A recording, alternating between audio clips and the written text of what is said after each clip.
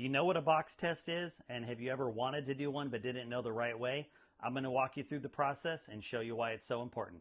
Let's head out there. All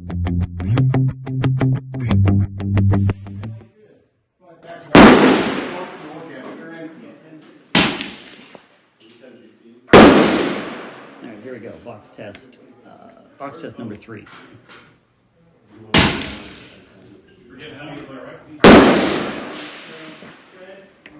We're going to repeat the box twice. But it's only doing what you force it to do. And the target looks different. That's what you're going to do. Good. Absolutely. So, I'll get back to it. Have fun. Yeah, whatever. Do you want to... No, it's yours.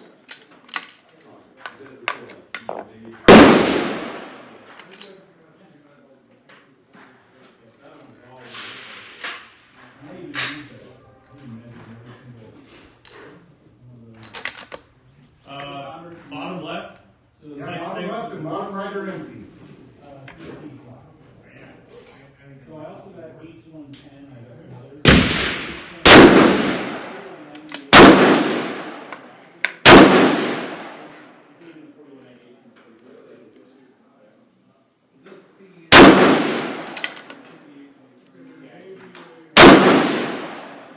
Alright, so you were on the right target, you already shot on that right. The left target is the bottom two. Sometimes people see certain primers are more consistent with whatever load they're doing.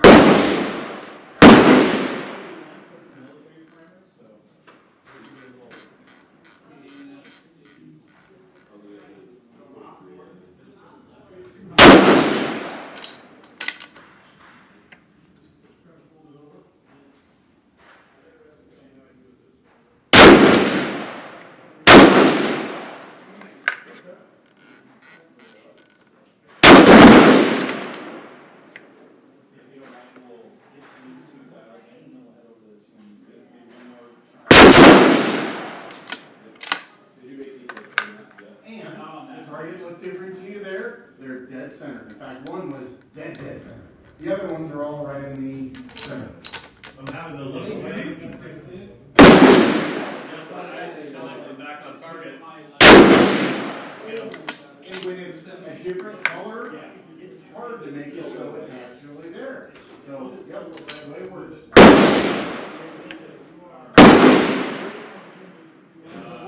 Same target. Bottom right. Yep.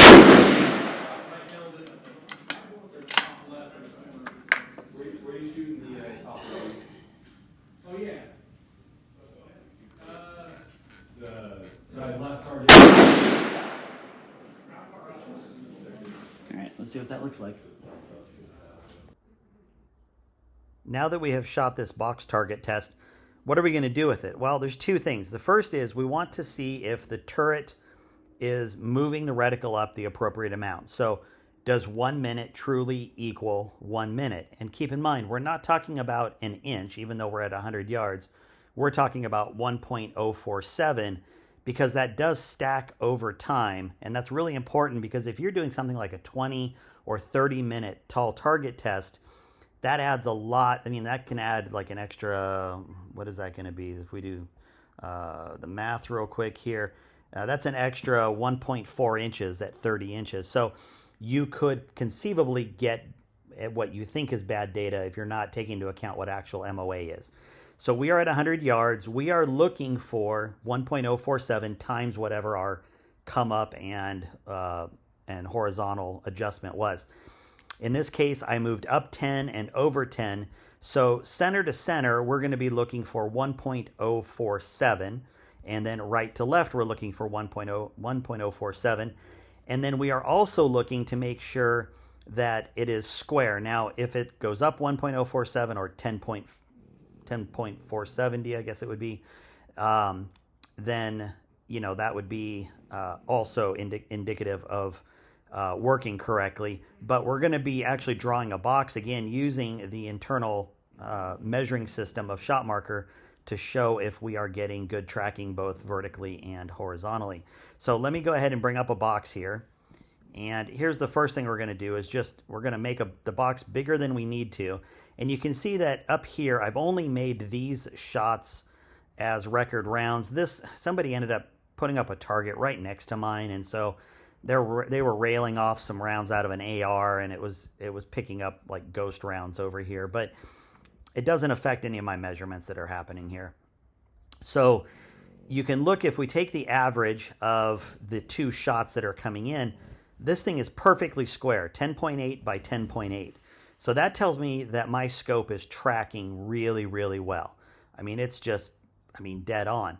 I can also use this line as an indicator of kind of like a tall target test. And if I put, this line down the middle, you can see that 10 minutes up, 10 minutes down, I'm getting a very straight line. Same thing on this side. This one's off just a little bit more, but if we're taking the averages, it still boxes out to a nice square box. What I want to do now is I want to look and I want to take, so there's shot 1 and then shot 2. So I just wanted to see which ones we were dealing with. So there's shot 2, and then shot 1 is going to be this upper one. So there's shot 1.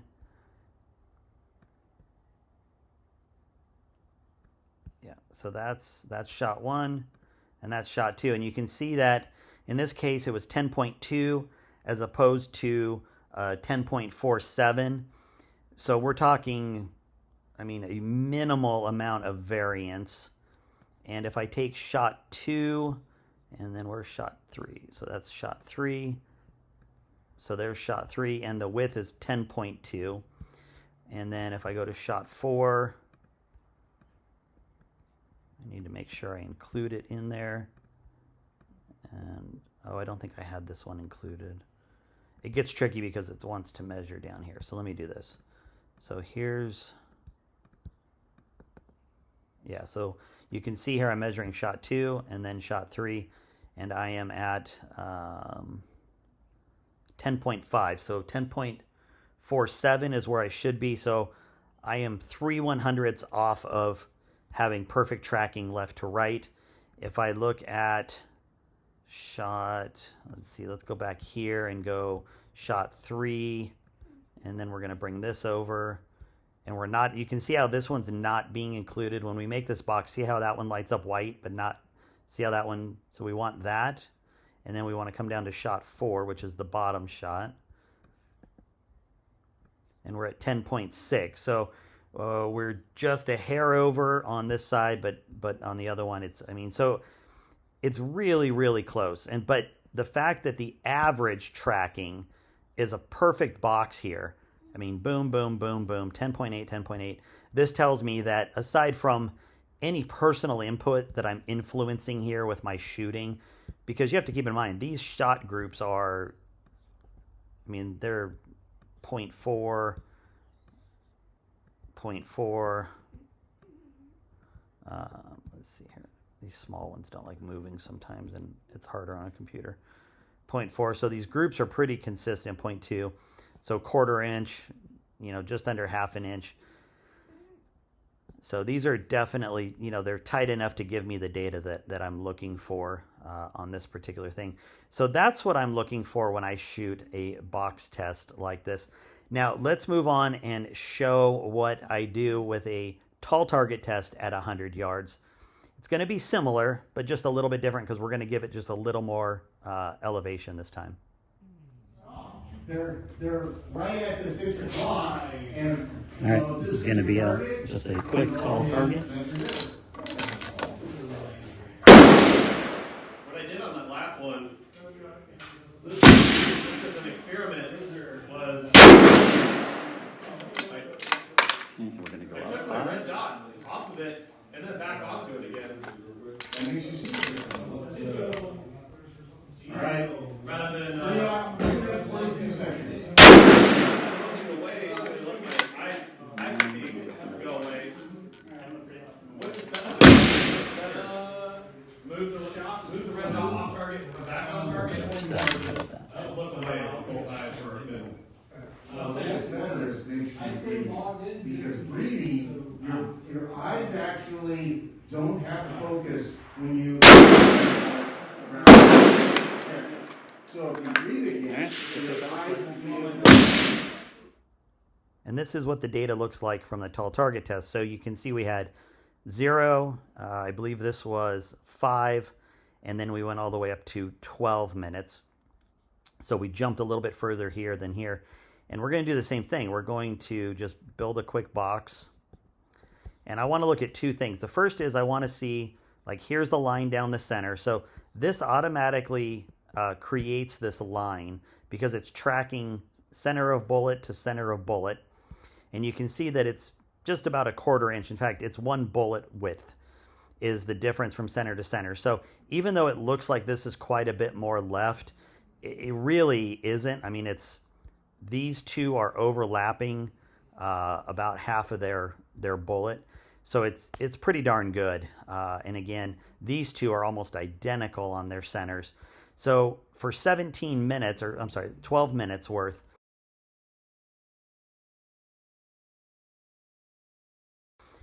this is showing you what your vertical is. Now, it's also possible that if I was to put a larger target out, keep in mind my electronic target at 100 yards is only about 18 inches tall. If I was to take this all the way from the bottom of the shot marker that I have to the top, which is roughly 18 minutes, you know, it's possible that the next shot could be a little bit more left, and it might show that there is just a slight out of plumb on my scope. Or as I go higher up, there might be another one that comes back in line with this, which is honestly what I would more expect that it's going to continue, because I've done other testing with this, and it tracks pretty darn straight up.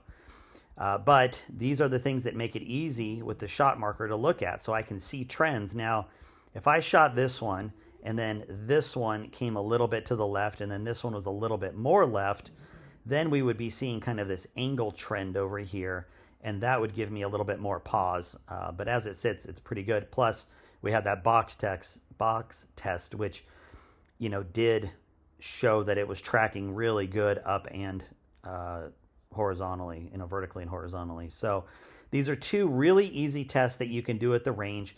Keep in mind, you do need to have your shot marker target, not the paper on it, but the actual target frame with your sensors as level as you can out there. A little bit of variance isn't going to hurt you.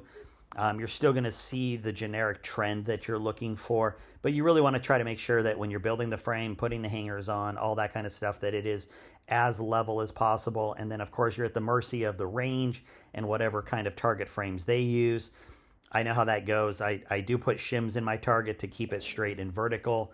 So, you know, there's things you need to look for, but hopefully this helps give you a really good idea of things you can do with your shot marker so that you can feel confident that your gun is tracking right, that your scope is working correctly, that everything's level, and that you're ready to either go out on that hunt or go run a competition. As always, get out there and shoot. You guys have a good one. We will talk soon.